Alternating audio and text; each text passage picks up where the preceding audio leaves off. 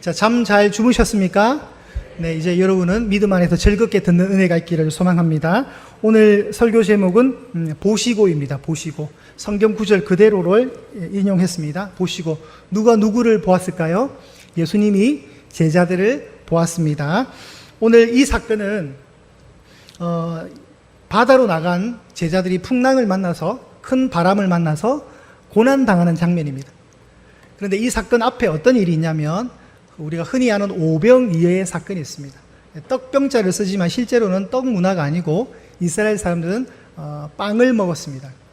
오병이어는 정확하게 5개의 보리빵과 마른 생선조가 2조각을 통해서 남자만 5,000명, 그러니까 수에 속하지 않았던 어린아이, 그리고 어르신들, 그리고 여자분들은 죄송합니다. 그때 당시는 그랬습니다. 지금은 그렇게 하면 큰일 나지만 성경이 기록될 당시는 좀 이기적으로 남자 중심의 그런 숫자를 세는 법이 있었죠. 그래서 가족 단위로 분명히 이 베세다 들녘에서 풍성한 급식 기사가 있었을 거고, 식사를 하고 나서 남은 바구니가 12바구니였습니다. 꽤 많이 남았죠. 이 12바구니에 남은 음식도 있었고, 실제로는 5,000명 이상, 그러니까 10,000명도, 15,000명도, 20,000명까지도 보는 사람들이 있습니다. 예수님이 기도하니까 그 보리빵 5개와 물고기 2개가, 이 2마리가 얼마나 계속해서 쏟아 나오는가를 우리가 상상해 볼 수가 있는 거죠. 이 풍성함이 있었던 들녘, 이 베세다 광야에서 초라하지만 민초들과 함께 하시는 예수님의 풍성한 천국잔치를 예표하는 모습, 그리고 이 모습은 이스라엘이 출애굽 당시 때 광야에서 40년 동안 만나를 제공받는 모습을 연상케 합니다. 급식이니까요. 급식 기사니까. 그래서 이 모습 속에서 예수님이 어떻게 비춰주느냐, 하늘로부터 만나를 제공하신 하나님이 동일하게 이 지상에 오셔서 백성들에게 먹을 것을 섬겨주시는 이 모습, 그래서 예수님이 하나님이심을 알려주는 표적이 됩니다. 우리 요한복음 6장 말씀을 한번 찾아보겠습니다. 이건 자막이 제공되지 않습니다. 요한복음 6장입니다.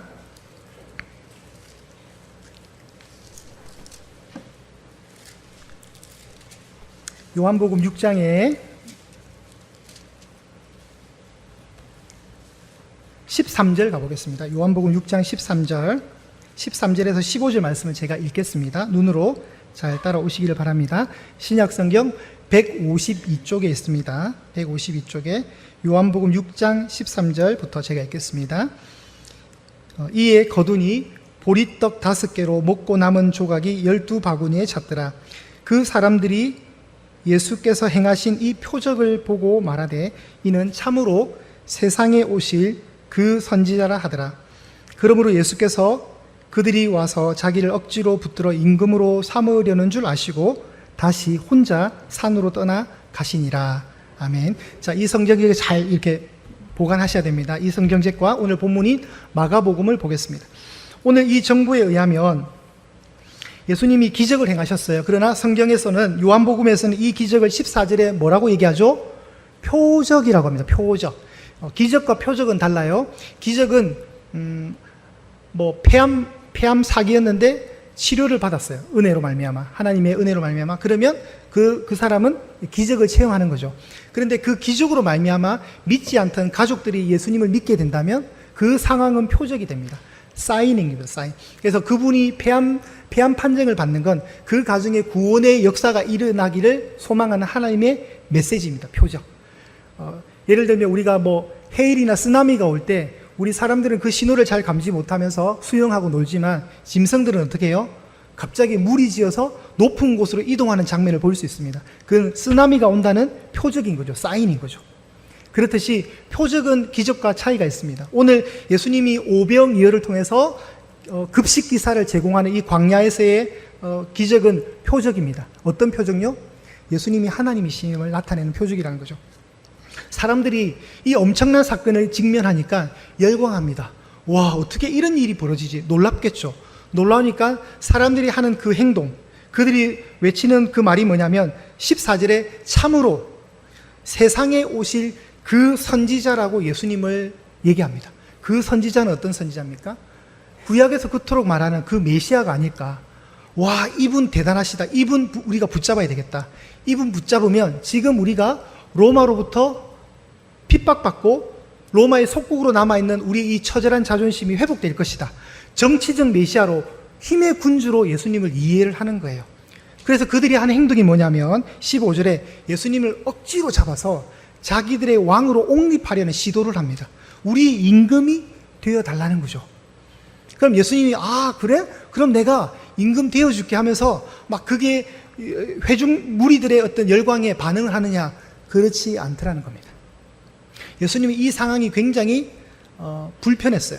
그렇기 때문에 오늘 본문에 보시면, 오늘 마가복음의 본문에 보시면 첫 말이 어떻게 시작됩니까? 45절에 예수께서 즉시 제자들을 재촉하사 자기가 무리를 보내는 동안에 배 타고 앞서 건너편 벳세다로 가게 하시고, 문장은 길지만 핵심은 그겁니다. 이 무리들과 예수님과 제자들이 서로 분리되기를 원하셨던 거예요. 제자들을 빨리 재촉해서 배 타고 가라는 거예요. 너네들 여기 있으면 안 된다. 왜 그럴까요? 잘못된 군중들의 이 열광에 제자들이 잘못 예수님을 오해할까봐. 예수님은 지금 이 열광하는 군중들에 반응하시면 안 돼요. 왜냐하면 예수님의 궁극적인 이 땅에서의 목적 성취는 십자가입니다. 힘의 군주로 왕으로 등극해서 힘으로 로마를 무력으로 쟁취하는 게 아니에요. 로마를 힘으로 밀어내는 작업을 하시기 위해서 이 땅에 오신 분이 아니세요. 예수님은 가장 약하디 약한 모습으로 십자가에서 죽기 위해 이 땅에 오신 거예요. 그렇지만 성경은 그분을 만왕의 왕이라고 얘기하는 겁니다. 왜요? 예수님의 이름을 하나님이 높여주셨거든요. 빌립보서에 의하면. 모든 이름 위에 뛰어난 이름을 주신 거예요.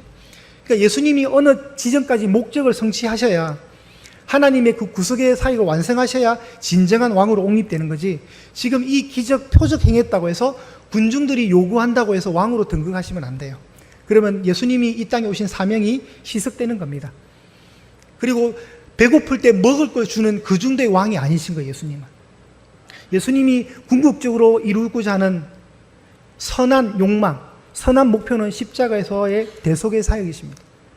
그러니까 제자들이 예수님을 그렇게 오해할까봐, 그리고 무리들이 이렇게 오해하는 게 불편하셔서 서로 분리 작업을 하시는 거예요. 그리고 오늘 성경의 요한복음에는 혼자 어디로 가셨다고요? 우리가 흔히 어디로 간다 그래요? 네, 그때 나온 말이에요, 이게. 우리가 산으로 간다 그러잖아요. 근데 오늘 마가복음에 의하면 예수님이 왜 가셨다고 해요, 산에? 자, 왜 가셨을까요? 46절, 마가복음 6장 46절을 한번 읽어보겠습니다. 자, 마가복음 6장 46절 합독하실까요? 시작. 무리를 작별하신 후에 기도하러 산으로 가시니라. 아멘. 여러분, 사람들이 열광할 때 그 열광을 받는 당사자는 굉장히 우쭐하게 되죠. 여러분, 가수들 콘서트 현장에 보세요. 그 공연을 보러 온 사람들이 막 열광할 때 그 가수들이 그 느끼는 희열감, 그 무시 못 하거든요. 근데 예수님은 그 모든 걸 뒤로 하고 굉장히 쓸쓸히 혼자 산으로 가십니다. 무엇을 위해서요? 기도하시기 위해서. 기도를 한다는 건 예수님이 하나님과 교제하신다는 거거든요. 근데 예수님이 지금 오병이어의 기적을 이루었던 그 시간대 시제를 잘 보셔야 되는데, 땡볕이 뛰는 오후가 아니었어요. 오늘 말씀을 한번 보실까요?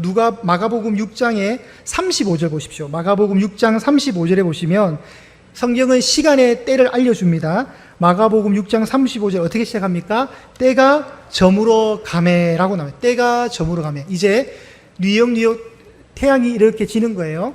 그리고 예수님과 제자들이 분리되고 군중도가 분리될 때의 때가 47절에 나오죠. 이미 어떻게 나옵니까? 저물매라고 나와요. 저물매. 그리고 요한복음에는 어떻게 나오냐면 이미 어두웠고라고 나옵니다. 요한복음 6장 17절에는 이미 어두웠대요. 그러면 요새 이제 여름철이니까 해가 좀 길어요. 8시가 되어도 그렇게 어둡지 않아요. 그죠? 그래서 넉넉하게 잡아서 예수님이 제자들과 헤어진 시간대가 저물매라고 했으니까 한 오후 8시 정도로 우리가 생각해 보자고요. 그리고 제자들은 이제 배를 타고 갑니다. 자, 근데 문제가 생겼습니다. 48절에 보시면 바람이 방해를 하는데 거스름으로 바람이 이래 맞바람이 친 것 같아요. 또 다른 성경에는 마태복음과 요한복음에 자막 준비해 주십시오. 요한복음에는 이 바람을 큰 바람이 불었다 했고요. 마태복음 14장에는 바람이 거스름으로 물결로 말미암아 고난을 받았대요. 이 말이 뭐냐면 이미 어두워졌고 밤에 바다 한가운데 제자들이 탄 배가 있었던 거예요. 바람이 엄청 불었어요. 배가 앞으로 나가지 못해요. 파도도 이러니까 그 파도에 의해서 물이 배로 들어오는 거예요. 그 상황을 성경은 고난을 당했다 표현하고 있고, 오늘 말씀해 보시면 힘겹게 노를 저었다. 마가복음 6장 48절에는 바람으로 인해서 힘겹게 노를 저었대요. 누구보다도 노 젓는 걸 잘하는 것이 예수님의 제자 공동체입니다. 그렇죠. 베드로부터 그들의 직업이 갈릴리 벽촌의 어부였단 말이죠. 이런 상황이 그렇게 힘든 상황은 아닐 건데 그날 된통 당하고 있는 거예요. 지금 바람이 불어서 제자들을 힘들게 합니다. 풍랑이 있는 거죠. 고난을 당하고 있습니다. 그런데 오늘 중요한 것은 48절 힘겹게 노 젓는 것을 예수님이 어떻게 하셨다고요? 오늘 설교 제목입니다. 뭐라고요? 보시고. 자, 예수님은 어디 계시다고요? 기도하러 어디 가셨다고요? 산에 가셨죠. 제자들은 어디 있습니까? 바다에 있어요. 그러면 거리가 어떻게 될까요? 꽤 많이 떨어졌어요. 근데 이때가 언제라고요? 낮이에요? 밤이에요? 밤이에요. 그러면 예수님이 보셨다는 이 말 속에 여러분 신기해 하셔야죠. 그냥 성경이 보셨다니까 보셨나 보다 이게 아니라 이거 어떻게 봐요? 캄캄한데. 그 당시에 갈릴리 벽촌에 무슨 불빛이 그래 많았겠어요? 조명이 그렇게 발달을 안 했을 거잖아요. 그러니까 예수님이 지금 산에 기도하고 계시는데 저 멀리 보이지 않는 저 바다 어느 중간에는 제자들이 노를 젓고 있는 거예요. 어떻게 봐요? 볼 수 있는 거리가 아니에요. 그래서 이 부분에서 우리는 뭘 느낍니까? 예수님의 신성을 느끼는 거죠. 예수님은 배도 고프셨고 주무셨고 우시기도 하셨습니다. 인간적인 성품, 인간적인 속성도 가지고 계시지만 무리를 걸으시고 죽은 나사로를 살리시고 눈먼 자를 보게 하시고 절름발이를 일으키시고 중풍병자를 고치시고 먹을 것을 주시고 이 야밤에 보시기까지 하는 분이세요. 예수님의 신적 속성이라고 해요. 신성을 가지신 분. 예수님이 이 상황을 보고 계십니다. 그럴 때 예수님이 이제 드디어 제자들에게 갑니다. 그 고난당하고 힘겹게 노젓는 이 상황을 보시면서 아유 내가 가야 되겠다 해서 예수님이 가셔요. 가실 때 차를 타고 가셨을까요? 걸어가셨을까요?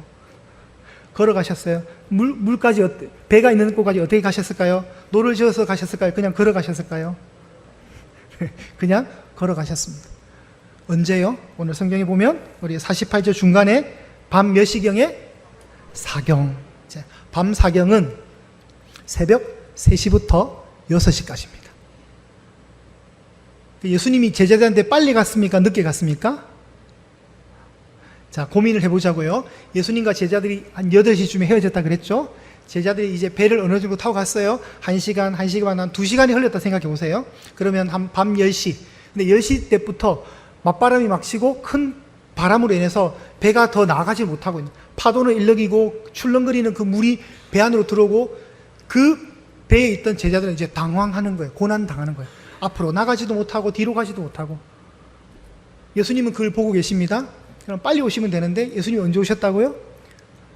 언제 오셨다고요? 우리가 새벽 기도하는 5시 반에 왔다고 생각해 볼게요. 5시 반에 오셨어요. 그러면 10시부터 고난 당했는데 예수님이 언제 오셨다고요? 7시간 뒤, 8시간 뒤에 오신 거예요. 표정들이 굉장히 어떻게 예수님이 그럴 수가 있지 않은 그런 표정들이죠. 어떻게 이럴 수가. 예수님이 그러신 분이에요. 우리가 고난 당할 때 좀 빨리 와셔서 이 문제를 해결해 주셨으면 좋겠는데 때로는 하나님이 예수님이 방치하신단 말이에요. 그러면서 뭘 하시는지 아세요? 우리가 할 수 있는 노력과 의지와 힘을 다 빼게 하십니다. 나에게 힘이 있으면 하나님 이거 내가 한 거예요 라고 말할 때가 많아요. 근데 힘을 다 빼놓으면 하나님 진짜 하나님이 하셨네요 라고 고백하게 만드는 것이 하나님의 일하심이에요. 속성이에요. 정말 그래요 여러분. 우리 사람들이 얼마나 교만한지 몰라요. 막 어떤 일을 하고 나면요 막 내가 한 거라고 그 성취감에 도취될 때가 많아요. 그런데 우리의 힘을 다 빼고 난 뒤에 정말 죽기 직전까지 가면 그때 도움을 받으면 누가 했다고 얘기할까요? 하나님이 하셨다고 얘기하는 거예요. 여러분 우리도 제자들처럼 인생 풍랑 만나고 고난당하고 힘겹게 노젓는 시간들이 있습니다. 반드시 있습니다. 나는 참 건강해요. 근데 물질적으로 좀 힘들어요. 그럼 그 물질이 나를 힘들게 할 때가 있어요. 그게 우리 인생의 고난이에요. 우리는 너무 우리 가정은 너무 화목하고 우리 가정은 너무 경제적으로 안정적인데 건강이 안 좋아요. 나는 건강도 있고 물질적 복도 있는데 부럽지 않게 사는데 자식이 나를 애먹여요. 그래서 하나님은 공평하셔요. 다 안 주셔요, 여러분한테. 하나님은 정용만 목사한테 다 안 주셔요. 벌써 키가 작잖아요. 그죠? 한 번씩 제가 키 작다는 게 상당히 컴플렉스로 느껴지죠. 하나님 조금만 더 키워주시지. 왜 이렇게 작게 만드셨어요? 아까도 여러분 모르시지만 저는 지금 단상에 밟고 올라와 있거든요. 서장님 기도할 때 장로님 좀 빼달라 해가지고 밑에 발판을 뺐단 말이에요. 이 발판에 장로님이 서시면 이렇게 되는 거예요. 하나님 다 안 주셔요. 저는 설교자로서도 목소리가 별로 안 좋아요, 실제로. 정말 설교 톤 멋있는 목사님 많거든요. 근데 하나님 안 주신다니까요. 그래서 하나님이 저한테 주신 게 설교할 때 개그를 좀 주셨어요, 개그를. 그래서 딱딱하게 하지 않도록 그런 유연한 마음을 주셨어요. 참 감사해요. 하나님 다 안 주신다니까요. 얼굴도 크고 얼굴도 잘생기고 얼굴이 크면 안 되네. 참 얼굴도 잘생기고 키도 크고 목소리도 좋은 목사님들 뭔가 하나 약점이 있어. 노래를 못 부르게 만드셔요, 하나님. 하나님 절대 다 안 주셔요. 진짜 그래요, 여러분. 왜 안 주시느냐? 그게 하나님의 은혜의 끈이란 말이에요. 그 끈이 하나님을 붙들게 하고 그 끈으로 기도하게 만드시는 거예요. 여러분 다 줘봐요. 기도 안 해요, 여러분. 다 가졌는데. 하나님 왜 교회에 분쟁을 주시는지 아세요? 싸우라고 분쟁을 주실 때는 완전한 교회, 싸우지 않는 천국 바라보라고 주시는 거예요. 고린도 교회 얼마나 시끄러운 편지를 2개나 썼겠어요. 고린도 전서, 후서. 싸우는 교회에 왜 편지를 2개나 줘요? 심각하니까. 다 이유가 있어요. 물론 지금 우리 교회가 싸우라는 건 아니에요. 그렇다는 거예요. 하나님이 불완전한 걸 통해서 완전한 하늘을 보게 하시는 거예요.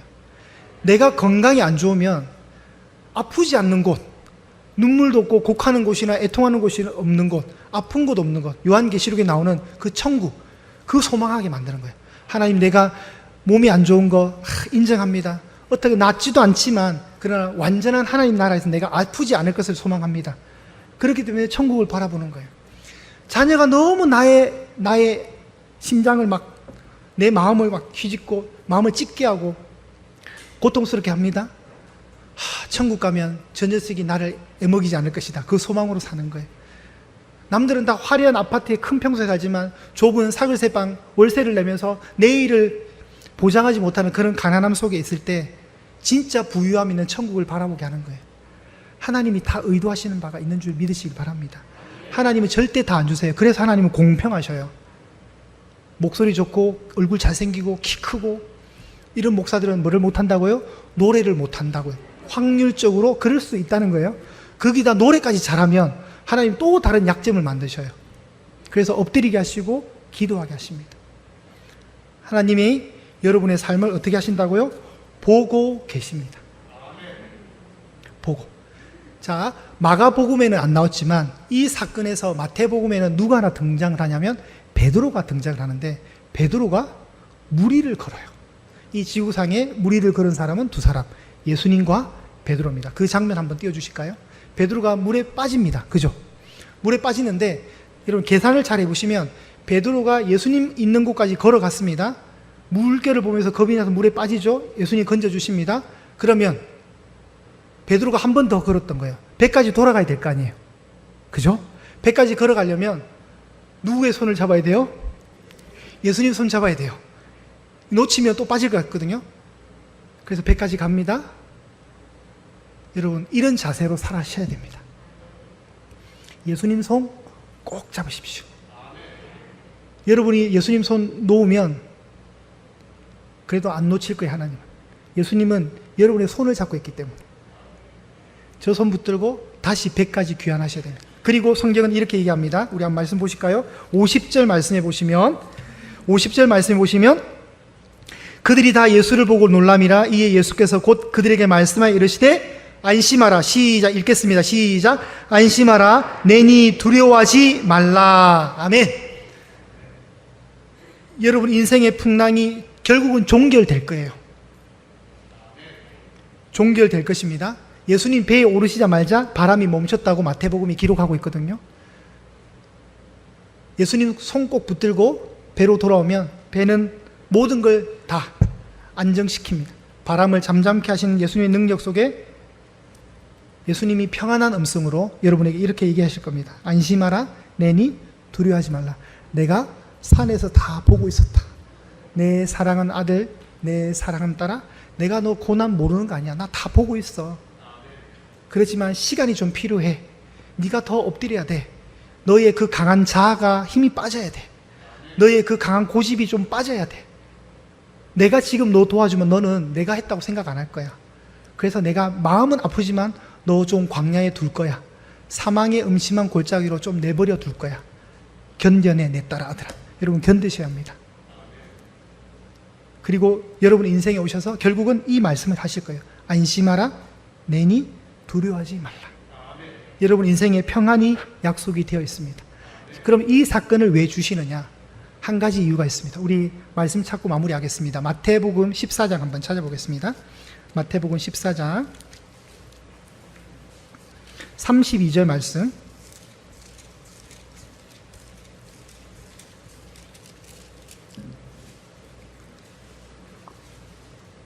마태복음 14장 32절의 말씀 한번 합독하실까요? 찾으셨으면 아멘.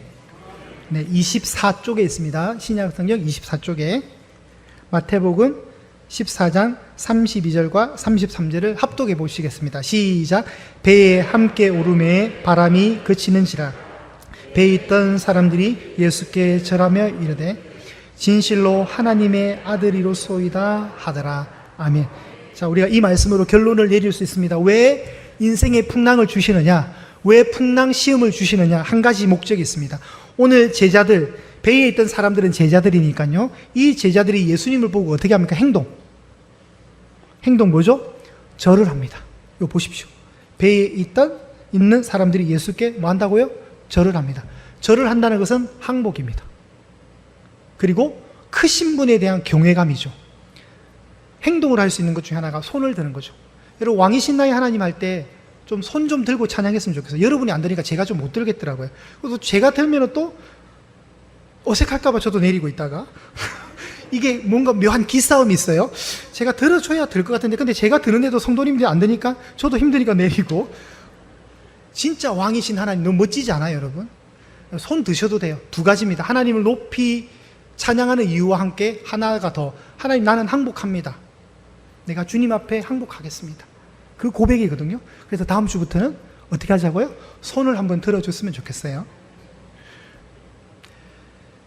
그들이 절하면서 예수님을 어떻게 얘기합니까? 진실로 하나님의 아들입니다. 제자들이 또 하나 배우는 거예요. 와, 이분이 정말 하나님의 아들이구나. 이제 마치라고 이제 벨이 울리고 있습니다. 이제 마치겠습니다. 진실로 하나님의 아들입니다.